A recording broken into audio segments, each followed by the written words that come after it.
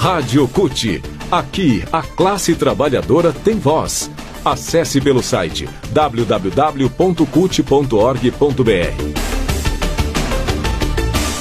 A proposta de reforma da Previdência para os servidores públicos é tão perversa quanto para toda a classe trabalhadora.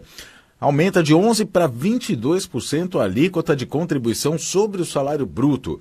A desculpa de Paulo Guedes, o ministro da Economia de Bolsonaro, é de que os servidores contribuem pouco e há um déficit que teria sido provocado pela categoria. O portal da CUT foi ouvir especialistas para analisar esse argumento. Os professores de Economia da Universidade Federal do Rio de Janeiro, Denise Gentil e Ari Barradas, fizeram um estudo com cálculos aprofundados sobre o tema e a conclusão é de que tem servidor que paga até muito para poder se aposentar e isso contradiz o discurso do governo.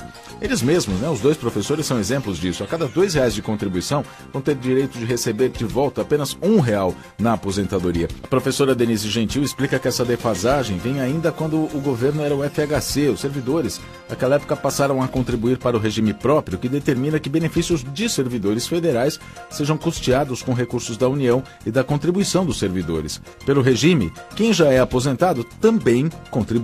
A Denise Gentil explica que o servidor que entrou na ativa depois da metade dos anos 90 e ainda vai se aposentar, vai ter contribuído com muito mais do que vai receber em benefícios pagos pelo governo ao longo de sua vida e de seus futuros dependentes também, e continuará contribuindo até morrer. Denise Gentil explica ainda que a alíquota progressiva de contribuição dos servidores, que está na PEC da reforma da Previdência, que varia de 11,68, esses 11 para quem ganha de R$ 5.800 a R$10.000, ela varia de até 22% do salário para quem ganha acima de R$ 39.000, é na verdade um confisco, já que eles já contribuem hoje com mais do que o que é gasto com benefícios e ainda vão continuar pagando esse percentual mais elevado depois da aposentadoria. Giro Sindical. Durante a 108ª Conferência Internacional do Trabalho da OIT, em Genebra, na Suíça, foi divulgada a lista dos 10 piores países do mundo para os trabalhadores e trabalhadoras. É o Índice Global de Direitos da Confederação Sindical Internacional, CSI. Primeira vez que isso acontece. Foram classificados 145 países, de acordo com 97 indicadores reconhecidos internacionalmente, que apontam em quais países os trabalhadores estão menos protegidos, tanto no que diz respeito à legislação quanto à prática sindical. Segundo o índice, a Arábia Saudita, Argélia, Bangladesh, Brasil, Colômbia, Filipinas, Guatemala, Cazaquistão, Turquia e Zimbábue são os 10 piores países do mundo para os trabalhadores. Em Genebra, o presidente da CUT, Wagner Freitas, explicou que as recentes alterações na legislação trabalhista que foram feitas pelo governo Temer contribuíram para que o Brasil alcançasse esse lamentável resultado. E as expectativas com o atual governo de Jair Bolsonaro, segundo Wagner, é que a situação se agrave ainda mais. Wagner diz que no Brasil, além de não haver mais legislação trabalhista, não há democracia. Há perseguição às liberdades individuais e ao direito coletivo e, acima de tudo, ao desrespeito muito grande aos tratados e convenções internacionais, não apenas no que diz respeito aos direitos trabalhistas, mas também aos direitos humanos. Wagner Freitas ainda diz que a única saída que o governo brasileiro propõe é mais violência. O governo propõe armar a população e ignora que o Brasil está entre os 10 países onde foram constatados assassinatos de sindicalistas, como aponta o relatório da CSI. O presidente da CUT ainda defendeu que o sindicalismo mundial precisa alterar as práticas sindicais. 85% dos países ainda atacam o direito de greve e 80% não respeitam a negociação coletiva. Economia. O indicador IPEA de inflação, pesquisa realizada pelo Instituto Nacional de Pesquisa Econômica Aplicada, mostra que no mês de maio de 2019 houve uma desaceleração no aumento de preços em todas as classes sociais, mas em especial para as classes de renda mais baixa. O índice de inflação nas classes mais baixas foi de 0,10%, nas classes mais altas 0,18%. No entanto, o recuo não foi suficiente para diminuir a desigualdade dos índices entre as classes.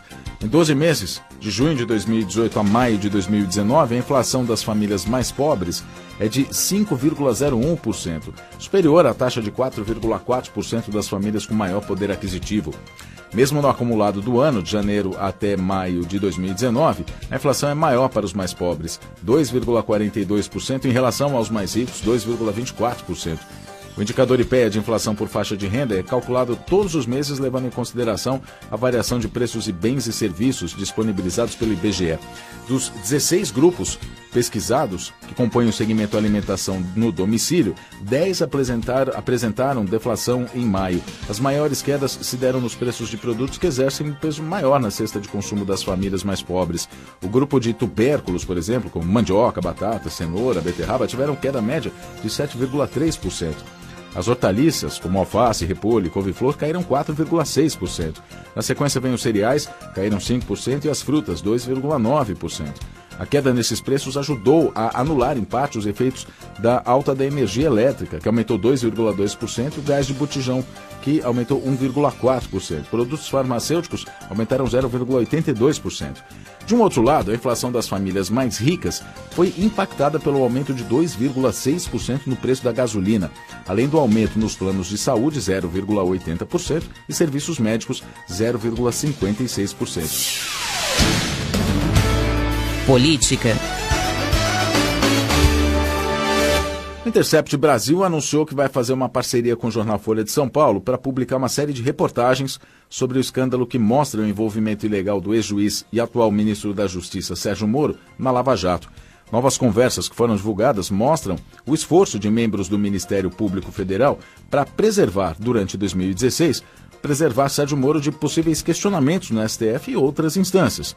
Esse esforço do MPF foi feito por causa da divulgação de documentos encontrados pela Polícia Federal na casa de um executivo da Odebrecht, que listava nomes, esses documentos listavam nomes de políticos com foro privilegiado, o que, portanto, exigiria autorização do próprio Supremo para a investigação. O medo de Moro e dos procuradores, de acordo com as mensagens, era de que Teori Zavascki, que era relator da Lava Jato no Supremo, decidisse desmembrar o processo e retirar de Curitiba inquéritos que tinham como objetivo a empreiteira. Pelo teor das mensagens reveladas no último domingo, a divulgação da lista da Odebrecht teria sido fruto de um descuido da Polícia Federal. Dallagnol respondeu afirmando que a Polícia Federal não teve má-fé e Moro continua sendo lambança. Ao revelar os novos diálogos, a Folha de São Paulo afirmou em relação ao material que sua equipe não detectou nenhum indício de que ele possa ter sido adulterado. É que Moro tem questionado a autenticidade das mensagens para desqualificar as informações e os vazamentos que escancaram suas condutas. A Força-Tarefa da Lava Jato também não reconhece as mensagens como autênticas, mas, assim como Moro, não apontou nenhum indício de fraude nos diálogos revelados. Já no Supremo, a segunda turma da STF julgaria nesta terça-feira, dia 25, pedido de liberdade do ex-presidente Luiz Inácio Lula da Silva. No habeas corpus, a defesa aponta a suspeição de Moro, ou seja, que o Sérgio Moro, o então juiz Sérgio Moro, seria suspeito para julgar o caso dele. O julgamento foi iniciado, do habeas corpus, foi iniciado ainda no ano passado, mas foi paralisado em dezembro quando o ministro Gilmar Mendes pediu vistas. De acordo com a colunista da Folha, Mônica Bergamo, a presidente da segunda turma, a ministra Carmen Lúcia, colocou o caso no último lugar de uma fila de 12 processos. Assim, o julgamento foi empurrado para o mês de agosto. Pelo Twitter, a presidente do PT, deputada federal Gleice Hoffmann, informou que Lula reivindica julgamento imediato, e seja qual for o resultado que seja proclamado. A ação no STF, ela diz ainda, é sobre parcialidade de Moro e não contra Lula, e que essa tortura de espera já foi longe demais. Jornal da CUT. O Jornal da CUT fica por aqui. Produção da Secretaria de Comunicação da CUT Brasil, Rádio Online e Distribuição, Agência Rádio Web. Colaboração Rede Brasil Atual e TVT.